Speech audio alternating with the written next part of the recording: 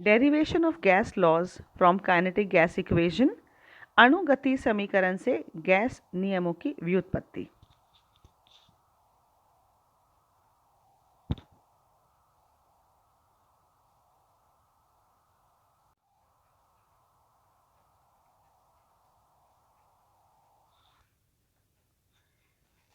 PV is equal to 1 by 3 mn small v का whole square.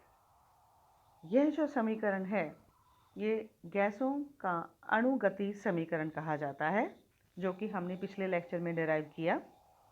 यह गैसों के लिए एक मूल समीकरण है जिससे आदर्श गैसों के समस्त नियमों की व्याख्या की जा सकती है। तो आज हम आदर्श गैसों के समस्त नियमों की व्याख्या करेंगे।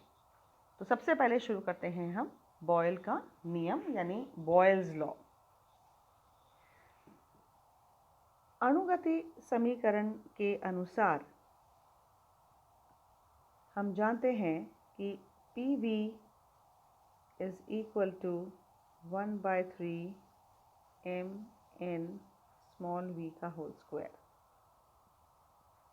और हम यदि इस समीकरण में राइट हैंड साइड में 2 से मल्टीप्लाई करें और डिवाइड भी कर दें, यानी 2 by 3 into 1 by 2 mn v का होल स्क्वायर। तो ये जो पूरा फॉर्मूला इसमें बनता है ये है औसत गतिज ऊर्जा यानी एवरेज काइनेटिक एनर्जी। सो हम कह सकते हैं PV is equal to 2 by 3 average kinetic energy. Average kinetic energy यानी औसत गतिज ऊर्जा। और इसको हम डिराइव करते हैं एक और तरीके से। हम जानते हैं कि अणुगति सिद्धांत के अभिग्रहित द्वारा औसत गतिज ऊर्जा समानुपाती होती है परमताप के, यानी 1 by 2 half mn v square is directly proportional to temperature and that temperature is the absolute temperature. Proportionality sign अगर हम हटाएंगे तो हम इक्वल करेंगे, इक्वल करने पर हम एक कांस्टेंट लगाएंगे which is equal to kT। और हम जो अभी हमने डिराइव किया था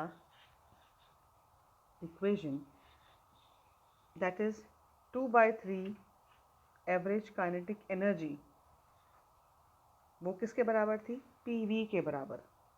तो इसमें हम लिख सकते हैं पहले वाले समीकरण और इस समीकरण को हम ऐड कर सकते हैं और ऐड करके हमें मिलता है PV is equal to 2 by 3 kT।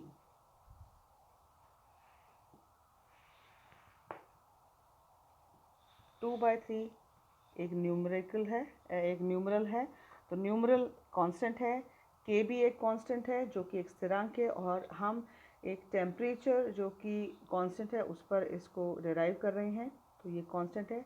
So PV is a constant which is equal to constant, we can say this is constant.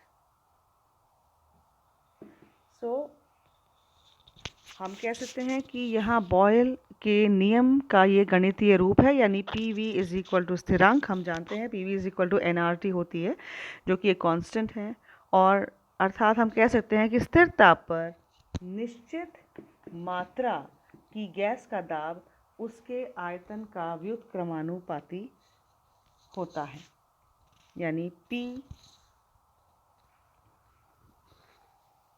यहाँ पर हमें जो वैल्यू मिली है वो मिली है PV is equal to a constant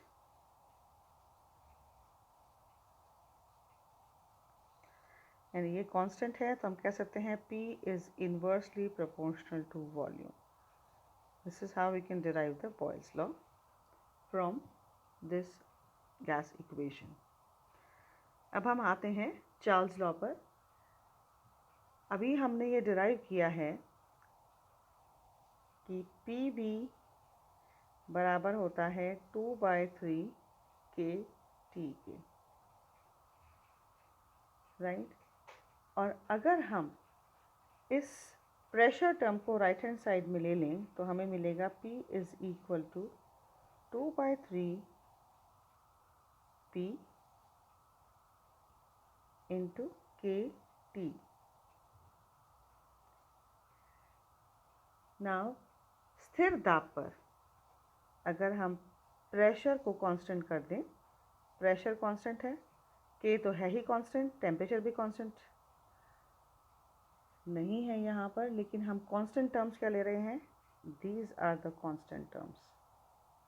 2/3 K/P ये कांस्टेंट टर्म्स हैं। तो ये कह सकते हैं कि जो वॉल्यूम है वो डायरेक्टली प्रोपोर्शनल है टेम्परेचर के, यानी एब्सोल्यूट टेम्परेचर के, जो कि चार्ल्स लॉ का नियम है। और यह उसका गणितीय रूप हो गया। और इसके अनुसार स्थिर दाब पर किसी गैस के निश्चित द्रव्यमान का आयतन उसके परम ताप के समानुपाती होता है। ये था बॉयल का नियम और चार्ल्स का नियम, जो कि हम इस अणुगति समीकरण से इसकी व्युत्पत्ति कर सकते हैं।